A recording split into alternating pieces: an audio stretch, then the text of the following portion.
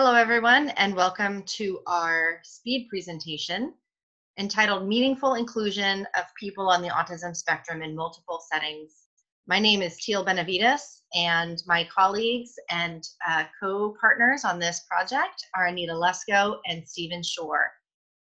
We're happy to share with you our AASET project, and they'll introduce themselves as we move through this presentation. What we're hoping to do in this short presentation is to discuss how we've engaged the autistic adult community in defining research priorities. We're going to link the lessons we've learned from this specific project, the AASET project, to other practice and research settings so that you can share examples of lessons learned and hopefully use them in your own research and practice settings. In the end, we hope to provide an opportunity for discussion and feedback to improve outcomes in the autism community. Please note that throughout the presentation, we're using identity first as opposed to person first language. We recognize that there are strong opinions for both using either or. However, in our community and our stakeholder group with whom we work, the preference is to use identity first language. And therefore, in order to be most respectful and value autonomy and identity, we're going to be using autistic adult throughout the presentation. We'd like to acknowledge our funder, the Patient-Centered Outcomes Research Institute, or PCORI, for providing us with the funds to conduct this 2-year engagement project. We look forward to continuing this project over the next year through 2018. I'm going to turn it over to my colleague, Stephen Shore, who's going to describe what AASET is all about and our purpose in doing this project. Stephen, it's all you. Go ahead and take yourself off mute. All right, thank you very much. It's a pleasure to be here to talk about our work that directly engages the autistic community. AASET, which stands for Autistic Adults and Other Stakeholders Engage Together. And what we've realized is that autistic adults have multiple chronic and potentially preventable healthcare needs as compared to same-aged adults without autism spectrum differences. But we know very little about why these differences occur and how to improve outcomes. Our team will prioritize the specific health and healthcare outcomes desired by autistic adults, identify potential evidence-based interventions from the perspective of autistic adults, and we will involve other stakeholders in identifying interventions to address priority topics. So now we'll take a look at the methods of our research. It involves basically two sources of data. One is the Community Council of Autistic Adults, where 15 of us autistic individuals provide input through email, phone, and text-based meetings. And the idea is to provide different ways of communicating, to provide diversity of communication. And then we have participatory action meetings, which include large stakeholder meetings that will have most likely more than 50 individuals, small community meetings that will have less than 15 individuals, and will take iterative action steps in order to build knowledge. So now let's take a look at the results. First, we'll focus on the large stakeholder meeting, and what was found is that there was a lack of mutual respect and trust that inhibited participation and involvement in research activities. We also found undermining actions that included a lack of reporting results in a way useful to autistic individuals. Also, adequate compensation for involvement of research collaborators or participants. Involvement in research decisions, or a lack thereof. And also we need to focus more on strength-based focus or emphasis in research. Looking at the next set of results in terms of preferred allocation of hypothetical research dollars, we found that 33% of those dollars should go to mental health interventions and outcomes. We have at 24% improving social well-being, quality of life, another 24% for improving access to services, 13% that would address knowledge, skills, and attitudes of providers and environments where care occurs, 10% for addressing physical health outcomes, and 5% for injury and mortality risks.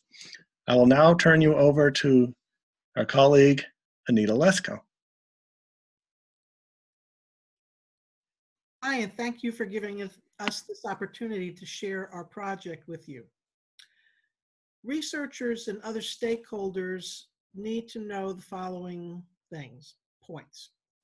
One would be to include autistic individuals in the development, implementation, and dissemination of the research. That would be a very key point. Ensure participation through appropriate accommodation for whatever that may be for a particular individual.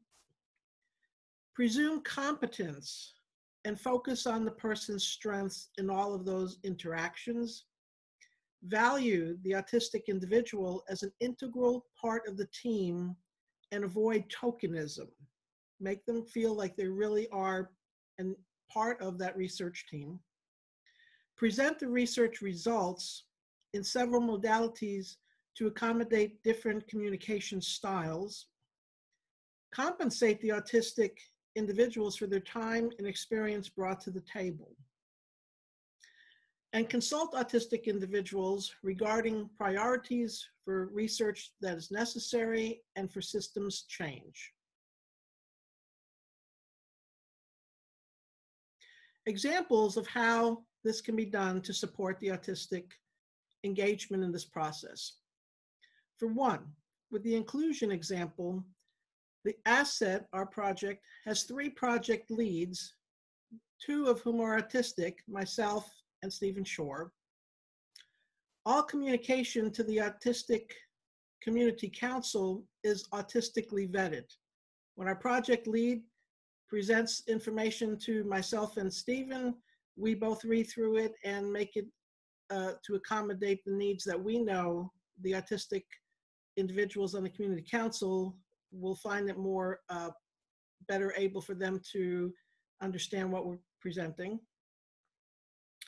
Appropriate accommodation example, use the communication styles employed using reduced verbiage, bulleted presentations, and other organizing strategies.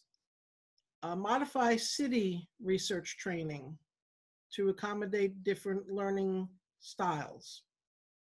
And a compensation example to pay autistic individuals for their time involved in a research project at a predetermined rate of $50 an hour.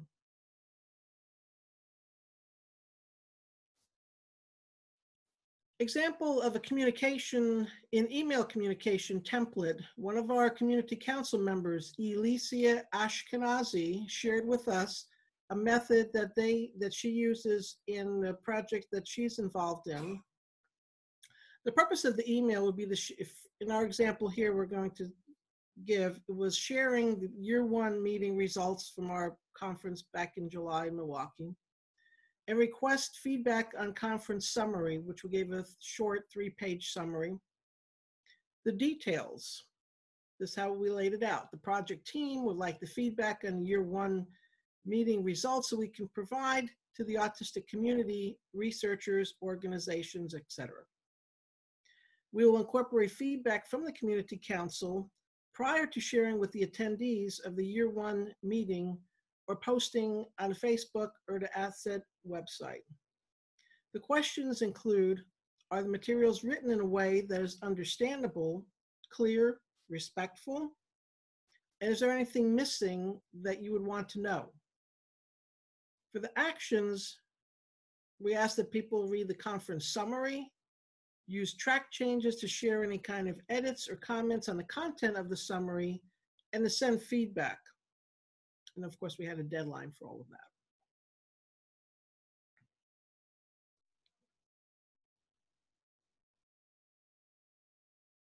Examples of how to support autistic engagement. Presumption of competence and strengths example. Non-speaking individuals should and must be treated as if they understand all the verbal language. Modify your language. Instead of looking at it as sensory dysfunction, describe sensory differences. The differences may impact function, but aim not to describe the problem as being with the individual.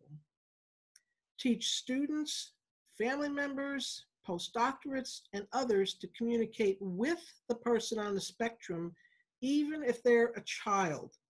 Try not to talk about the child or the adult as if they're not listening, because trust me, they are, and hearing deficit-based language is detrimental to one's mental health. I've seen that myself so many times, and it's much more appropriate to talk to that individual as if they understand everything that you are saying. That's very highly important to remember.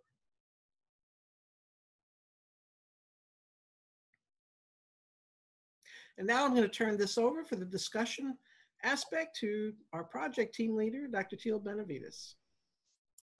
Thank you so much, Stephen and Anita, for describing our project and what we've learned in our year one. And for the audience members, we'd like to present you with 3 questions that will hopefully foster a discussion to improve research and practice. So many people already know about strengths-based thinking and focusing on the individual. However, what kinds of successes and challenges have you encountered if you engage in stakeholder-based research or practice?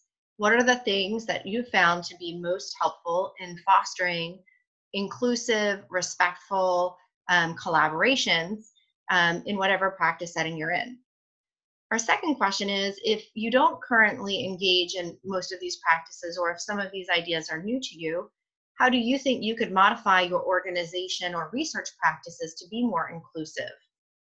And what systems change might need to occur in order to make this a reality? So, for example, some of our changes regarding city training or compensation, there were some systems challenges with that related to university-based practices for compensation and allowing city training to be modified from an online platform to another type of platform. These are some examples, but what kinds of things might need to change in your setting in order to make some of these recommendations a reality? We look forward to talking with you at the meeting at the Autism Town Hall. Thank you for this opportunity, and we're incredibly grateful for this. Thank you again.